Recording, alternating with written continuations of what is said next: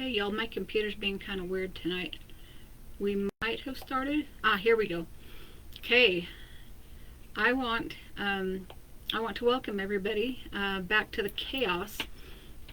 Whether you are actually catching us live right now, good evening, or if you're my fabulous night owls, are tuning into us, later, time travelers. I hope your day has been not too weird yet. Let's welcome back my husband Kent, and he is hilarious, especially tonight. Hi, I'll try to stay on script this time. Y'all seem to tune in better when he shows up. Seriously. So, Kent has this new rule. Apparently, in the kitchen is now a Kent-only zone. And his reasoning? Han, your cooking skills are a bizarre brand of archaeology because everything you touch ends up looking like it was unearthed from an ancient civilization and some sort of primal offering. You know, the raw meat kind. Honey, did you just stare at it and hope it cooked? Y'all, dinner at our place is it's more or less of a master chef, and it's more, guess the food poisoning level.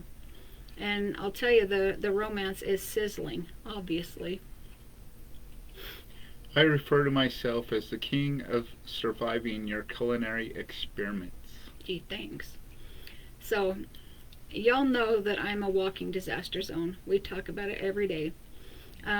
Speaking of losing things, I am constantly losing my mind, but speaking of losing things, I was in total chaos the other day, saying, my phone!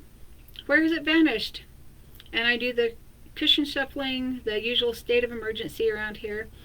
I just had it, and then Kent walks in and asks, who are you even talking to? Look in your hand. It's right there and practically surgically attached to your ear. And I say, oh, duh, right. Hi, Mom, as I'm talking to her. Y'all have no idea. Y'all have no idea this is actually a daily occurrence. Unfortunately. Kent, you're my full-time retrieval specialist. Yeah, that's true. I swear I could lose my own head if it wasn't screwed on. And speaking of losing your mind for a second, you usually burst into the kitchen like a woman clearly on a mission, and you take an immediate detour to the land of, wait, what am I doing? What was I doing? And I say, the fridge? Nope. How about the counter? Nope. Yeah, and with an air of someone who's just accepted defeat in her own brain, you shuffle into the bathroom. Of all places. And my eyes land on, you guessed it, the toilet paper. Yes, I clutch it, like I've just discovered the meaning of life. Then a slow, drying realization spreads across your face, and then you look around the bathroom, the toilet paper still clutching in your hand, and you mutter to yourself, hang on a minute, I was supposed to be in the kitchen. Honestly, sometimes I feel like I'm in the Olympics of forgetfulness. And guess what? I've just won the golden medal. And finally, speaking of bodily functions, I had to cough so bad the other day. It was like my body held a simultaneous evacuation drill. I hope I can get through this one.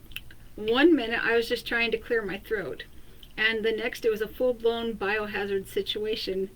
Let's just say I redefined the meaning of triple threat. Alright, my amazing friends. That's all of the silliness that we've got for tonight. Thanks, Kent, for hanging out with me in my slightly chaotic, definitely mythical forest in my office. Sure. And make sure that y'all tune in, same time, tomorrow at this 7 p.m. Mountain Time.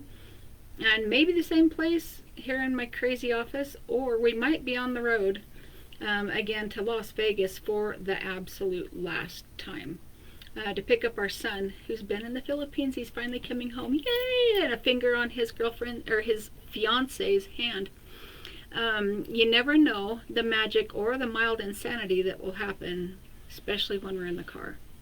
So stay awesome, and I'll catch y'all tomorrow night. Good night. Good night.